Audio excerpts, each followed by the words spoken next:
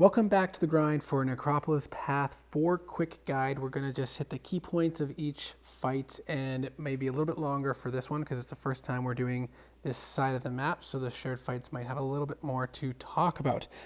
So the path node for starting on Jubilee is going to be Pillow Hands, so critical hits are going to inflict a stifle and a fatigue on you. The most annoying part of this is that if you hit a lot of critical hits back to back, you're going to get a lot of stifles and you're not going to gain power. So you're going to struggle if your champion relies on throwing special attacks at certain intervals, or you're going to have to be very cautious about how you manage those critical hits and the timing of how many apply to you before you back off and let them fall off.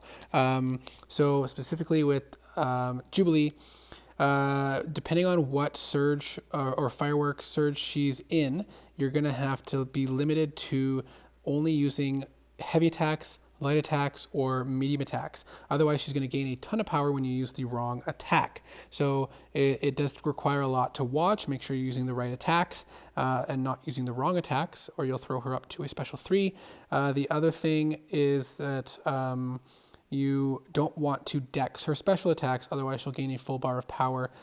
So the special 1, you can outspace it if you're not too close when it first goes off. The special 2, you're going to have to block the projectile, so you can parry that and then back away and then outspace that portion of it. So you don't want to trigger dex. And then Immortal Abomination, you're going to want to be immune to the poisons or be able to prevent debuffs from triggering on you, and then you're going to want to bait out special 2s often, because if he keeps throwing special 1s and he inflicts himself with poisons when he does that, once he gets to 12, any extra poison on top of that is going to deal an acid burn to you. So if he's at 12 poison debuffs on him and he throws a special 1, it's going to trigger several poisons onto him, which means several acid burns onto you. If you keep baiting special 2s for the most part, then you won't have to worry about that happening.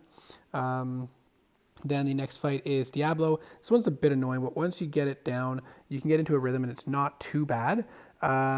Basically, every time you strike a light attack against him, it's going to change a dormant charge. I think there's 4 dormant charges, different ones, and he is going to show a prompt for a specific one. You need to use light attacks to get to the matching or corresponding charge, and then use your second light attack, your second medium attack. So once you get to the right one, you can just go medium, or if you've really got a rhythm down, you know which one comes next, you can do a light attack to switch it to the one you want, and then finish your combo with a medium after that.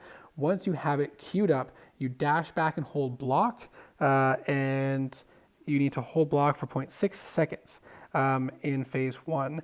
And once that 6 second is done, it'll activate that ingredient and it will consume his charge. If he also has a poison passive on you, you're not going to be able to, you're not going to want to, trigger that with the block until the poison goes away, and you have a limited amount of time to trigger it. If I can find it here, it doesn't say, I don't see a time on how much time you have to trigger it, but there's a timer that is on him, and if that expires, then that's going to be problematic for you taking burst damage. You can just blitz through it with Aegon and just ignore it, or you can do these charges when they show up. In phase 2, then the time required for dashing and holding block, dashing back and holding block is increased to 1.2 seconds, and then in phase 3, it's 3 seconds to brew before it becomes consumed and then removes. So once you get into that third phase, you really want to try to get the right ingredient and consume it as soon as possible, because it does take 3 seconds to consume it. This one is nice because once you consume it, the timer doesn't automatically give a new prompt. The timer still has to finish before it then gives you the next prompt. So it sounds confusing, but basically he's going to show you a dormant ingredient. You're going to have to cycle between the 3 different options, find the right one, and end with a second medium attack. You cycle through with light attacks and with a medium attack to activate it, and then consume it by dashing back and holding block. Squirrel Girl, depending who you use, it's not too bad. Aegon and Kate Bishop are amazing for this fight. Basically, every so often, Tiptoe is going to attach to you and trigger instant ruptures, and also over time add ruptures to you, dealing damage. So you're going to want to be cautious about that. Willpower is disabled, which sucks. And then you can't, the big thing here is you can't parry and heavy attack. So anytime that she is stunned, if you try to heavy attack, she's going to go unstoppable. The next fight is this annoying big boy here, Silver Centurion. When he is locked on, his special attacks will not consume power. And he's going to be locked on pretty much the entire time. So if you can bait out a special attack before the initial lock on, you're golden. After that, it's just a shit show. You're really going to want a solid power control champion for this, like Doom, and Doom cycle him.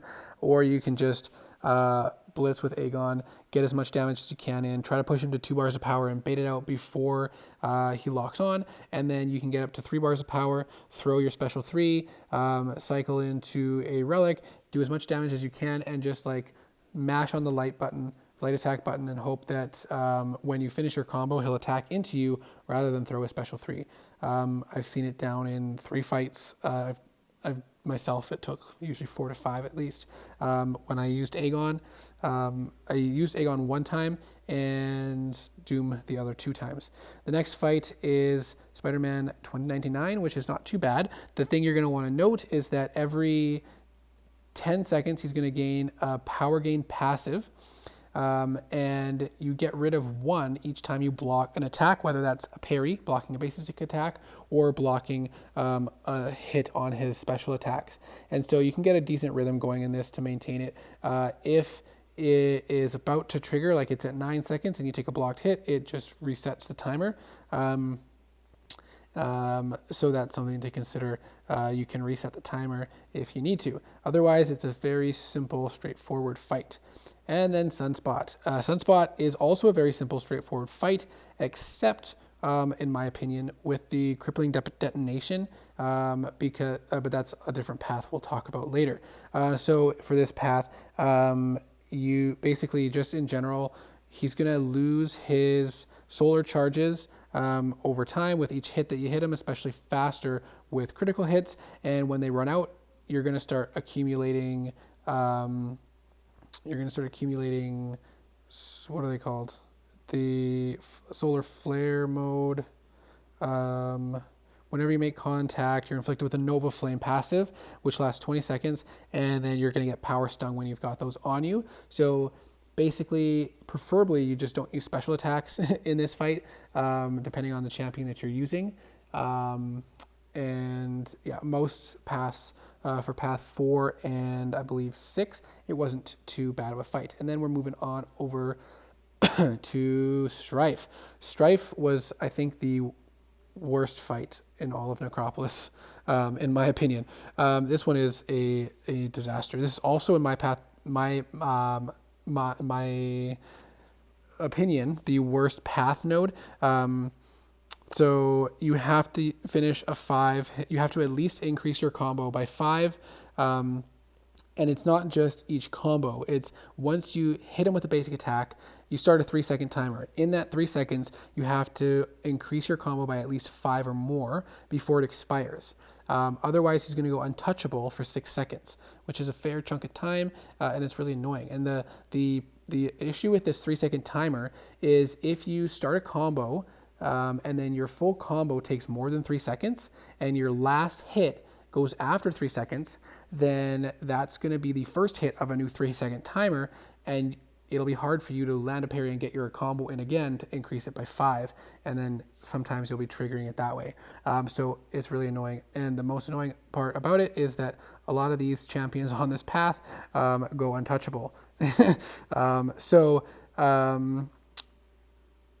Then for Strife in particular, this one is just a cluster, man.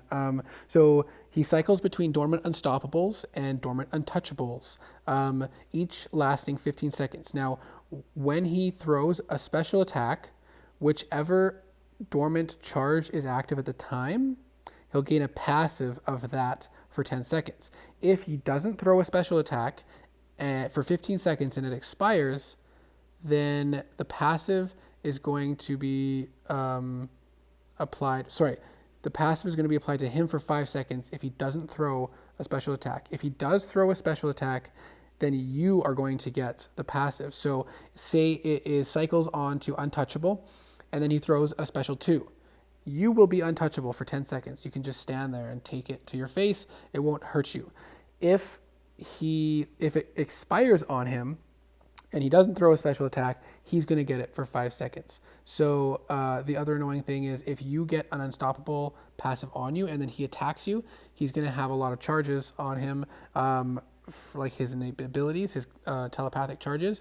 And when he attacks you while you're unstoppable, it stuns you and removes it. So that is quite annoying. But if you have the masteries for prolonging your parry attack, even though he stuns you, your parry will last longer, so you can unstun and then attack him. But it takes a bit to get used to, and all the unstoppables and untouchables in combination with the path node, it's just a pain. And if you don't get the right rhythm, it can really suck. And then Spot's not too bad. It's just annoying because he can also go untouchable, and then you have to make sure you're increasing your combo by the right amount.